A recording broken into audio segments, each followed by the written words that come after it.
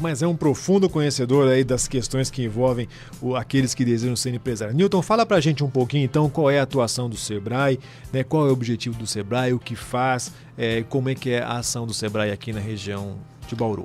Perfeito, nós atuamos na região em 37 municípios, em alguns deles nós estamos colocando postos de serviço para ter uma amplitude de atendimento maior. Aqui em Bauru nós estamos ali na Duque de Caxias, logo depois do Viaduto das Nações, e evidentemente o trabalho do Sebrae é bastante amplo porque nós pegamos as pequenas empresas, ou melhor, que as pessoas querem montar um negócio, até a empresa de pequeno porte, que hoje esse corte se dá pelo faturamento, que é 3 milhões e 600 no ano, né? 3 milhões e 600 no ano. Então é uma gama muito grande, a gente estima que 98% das empresas estão nessa faixa. E como nós trabalhamos com indústria, comércio, serviço e agro, praticamente todos os segmentos estão envolvidos e todos eles a gente procura trabalhar. Você disse muito bem aí, né? O micro e o pequeno empreendedor, microempresário, eles são a base da economia brasileira, né? Você acabou de 98%. Essa tendência também está configurada aqui na nossa região. Quais são os setores aí que estão melhores representados? Eu sei que você tem uns dados aí interessantes para falar para a gente. Quais são? Sim, eu trouxe alguns dados aqui de Bauru, informação de 2016, pelo IPC Maps. Nós aqui na indústria temos 7 mil empresas em Bauru. No serviço nós estamos com 23, quase 24 mil empresas. No agronegócio em torno de 1.100. No comércio 18 mil, quase 19 mil. Totalizando uns 50 mil empresas, negócios aqui em Bauru. Então é um volume bem interessante e aí a gente vê que os serviços e o comércio realmente se destacam mais quando a gente está falando de pequenos negócios. E aí, serviços é onde estão aí realmente os micros, pequenos empreendedores? Existe um volume muito grande e com a oportunidade, né, que o governo abriu da formalização, houve uma adesão muito grande ao que a gente chama de MEI, microempreendedor individual. Esse microempreendedor individual são aquelas pessoas que prestam serviço para as empresas maiores. Inclusive para as pequenas empresas, para as médias empresas, presta muito serviço. Na construção civil a gente tem uma gama muito grande, por exemplo, o pintor, o encanador, o marceneiro, mas não só nessa atividade, mas todas têm uma gama muito grande. Se a gente for pegar dados, né, isso está no portal do empreendedor, caso alguém queira dar uma olhadinha lá. Bauru, hoje nós temos 18.567 pessoas inscritas lá, né, que se formalizaram e são microempreendedores individuais. E é uma questão muito mais desburocratizada, né? São menos documentos para apresentar, tem um limite, no caso do microempreendedor individual, a MEI, né? Fala um pouquinho sobre isso. Perfeito. Foi uma sacada assim, muito legal do governo, né? Porque a informalidade era e é muito grande ainda no país. E a informalidade ela só traz prejuízos à economia. À medida que a pessoa ela concorre com quem está estabelecido de forma não justa, e à medida que ela também não paga os seus impostos, né? Principalmente o INSS.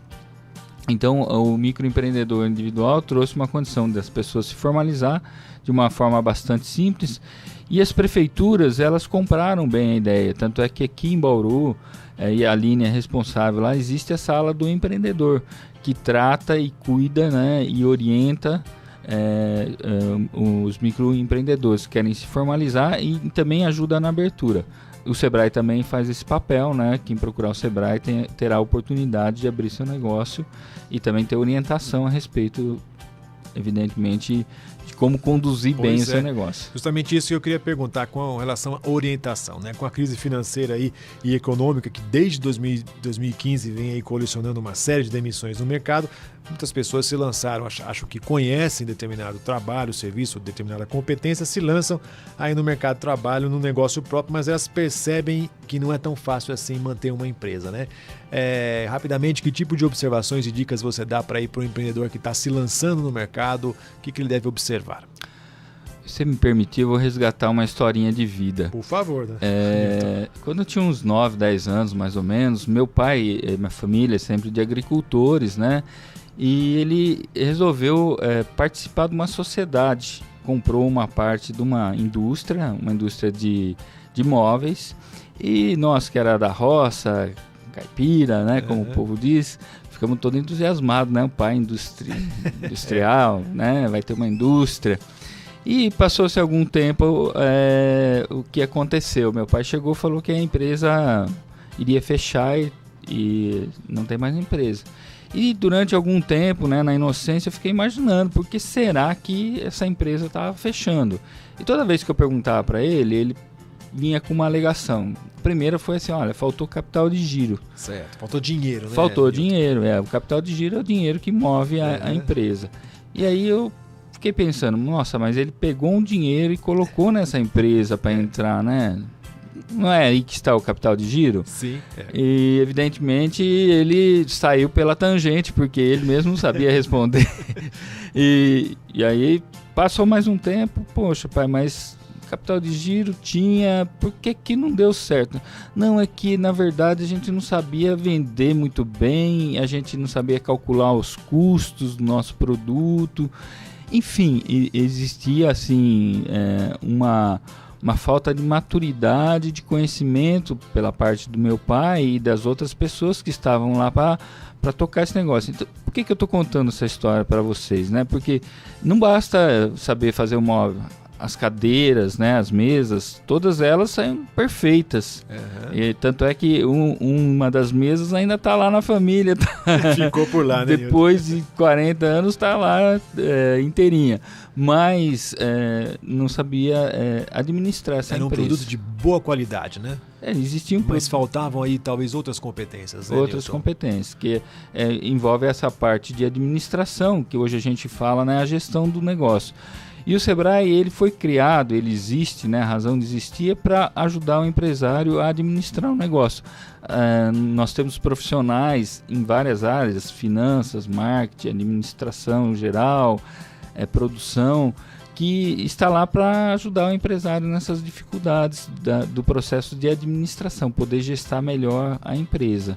E, evidentemente, quando ele passa lá no Sebrae, nós fazemos um diagnóstico com ele, olhamos as dificuldades e encaminhamos para a necessidade, que às vezes não é a administração, não é a gestão, mas é a parte técnica, é a melhoria do processo, melhoria do produto, e para isso a gente temos algumas parcerias para ajudá-lo. Então o Sebrae estava assim, bem preparado para esse atendimento. Eu sei que o Sebrae tem aí itens, né, que falam a respeito das atitudes empreendedoras. Quais são as principais atitudes que um empreendedor deve ter? Perfeito. Durante muito tempo foi mapeado, né, não a nível Brasil, mas a nível mundial, algumas coisas que não levavam para frente aquela pessoa que desejava empreender. E um grupo multidisciplinar identificou algumas coisas que seriam importantes que o empresário deveria ter. E o empresário, na ânsia de montar um negócio e ganhar dinheiro, ele esquece dessas atribuições que são inerentes a ele, que não precisaria necessariamente ele ter, mas ele precisaria desenvolver. Certo. Tá? E aí entra essas qualidades aí que a gente sempre está trabalhando com o empresário lá. Por exemplo, uma das coisas que logo que eu entrei no Sebrae, eu falei assim, nossa, mas acho que estão confundindo as bolas aí, né? A palavrinha persuasão. Certo. É uma das qualidades que o empresário tem que ter, o empreendedor tem que ter. Agora, persuasão no sentido bom, ele persuadir, ele mostrar para as pessoas que o negócio dele é bom, que ele tem coisas boas para oferecer para o cliente, que o produto dele tem qualidade, que ele tem um bom atendimento, né? E às vezes a pessoa não se liga que ela tem que estar convencendo, né? A persuasão no sentido de convencer.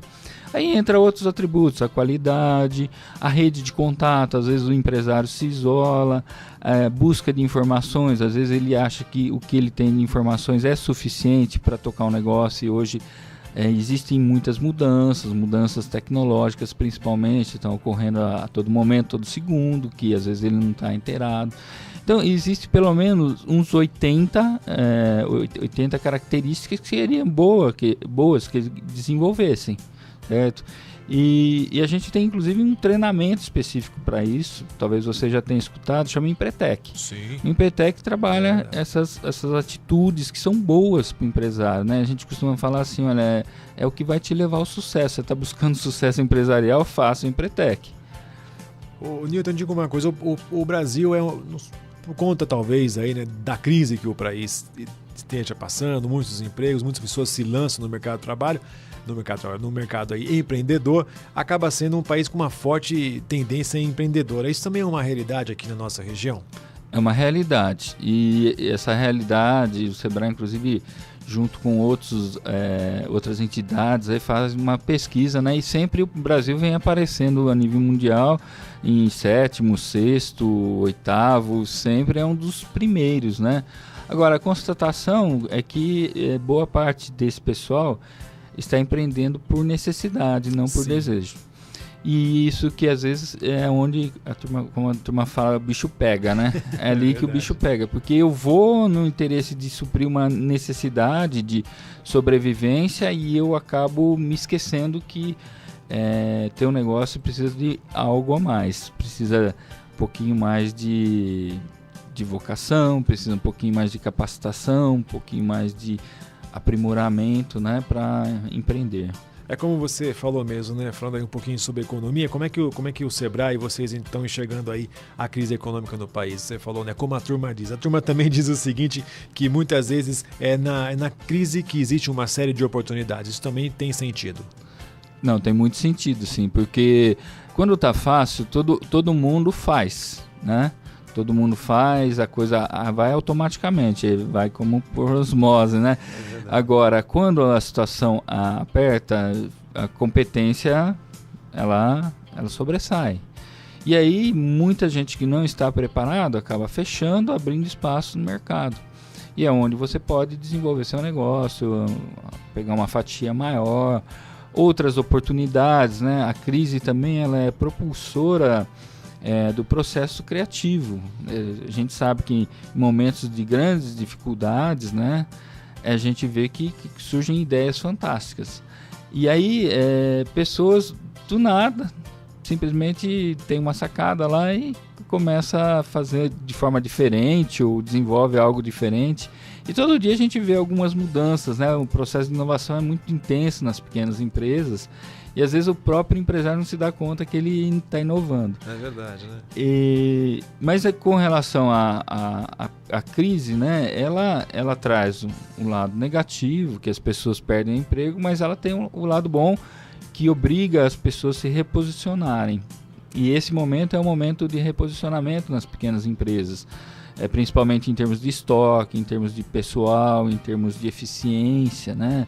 As pequenas empresas às vezes pecam muito com a questão da eficiência, que eu poderia ter 5 funcionários, tenho 10 lá porque é mais cômodo, mais tranquilo, e aí o pessoal não trabalha direito. Então, a crise ela tem um lado nocivo, a gente está sofrendo muito, acho que o país não precisaria estar passando isso, mas fez com que as empresas, principalmente as pequenas, passassem por um processo de reposicionamento, e a gente está vendo que devagarinho está caminhando. Esse ano aqui a tendência é ser melhor. Esperar um pouquinho mais, assim todos nós esperamos. Newton, para a gente finalizar, o Sebrae oferece uma série de cursos, né? Quais são assim os cursos, os principais cursos que o Sebrae tem muitos cursos, né? Mas quais são assim os principais que você citaria para quem quer começar a empreender? E já tem alguma agenda de programações por esses dias e para esse ano aí para a gente anunciar? Temos sim. Na verdade, hoje o Sebrae trabalha com 3 frentes, né? Uma frente é voltada assim, para os cursos, que são cursos abertos, principalmente para quem quer montar um negócio. Existe uma palestra, depois existe cursos para ele entender onde que ele vai se encaixar e ele fazer um treinamento básico para ele não começar do zero. Tá? A gente chama lá no Sebrae do Começar Bem. Então é uma série de cursos que a gente chama de Começar Bem. É uma linha assim, de pelo menos 5, 6 treinamentos que fazemos lá no Sebrae. Depois existem assim, cursos direcionados para a gestão, que é para administração de negócios, finanças, marketing, administração de pessoal, estratégias e assim por diante. E existe as consultorias. A pessoa tem uma dificuldade, pode ser pontual, uma dificuldade um pouco mais ampla, passa por uma consultoria. Essa consultoria é de 1 hora, lá no Sebrae, gratuita. E existe a consultoria paga. Eu quero um trabalho fidelizado lá na minha empresa específico. Então existe a consultoria paga. Agora, hoje nós estamos, da mesma forma que eu falei aqui rapidamente, dos setores, né? Nós estamos trabalhando com projetos nesses setores. Então existem 10 setores que estão sendo contemplados na nossa região. Esses 10 projetos é um trabalho mais contínuo com um grupo de empresas. Estamos começando isso agora. Então, esses projetos estão ligados à área da construção civil, seja indústria, seja a parte de serviço, na área de panificação, padarias, né? Certo.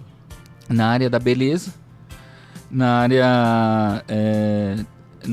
área de alimentação fora do lar. Na área de agronegócios tem 2 projetos, um para o leite, um para a olericultura, né, que são as verduras, hortaliças, e nós temos ainda um para mini mercado.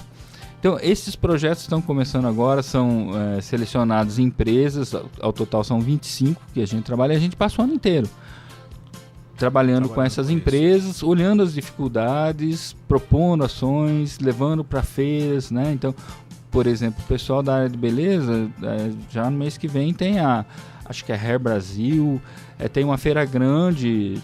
Acho que é cosmética que chama. Cosmética. Né? Existem 3 ou 4 feiras, né, da área de beleza, tem a Cosmoprof, tem a Beauty. Então, a gente vai levando essas pessoas para conhecer essas novidades, né? Isso tudo é subsidiado, tudo é um preço muito barato.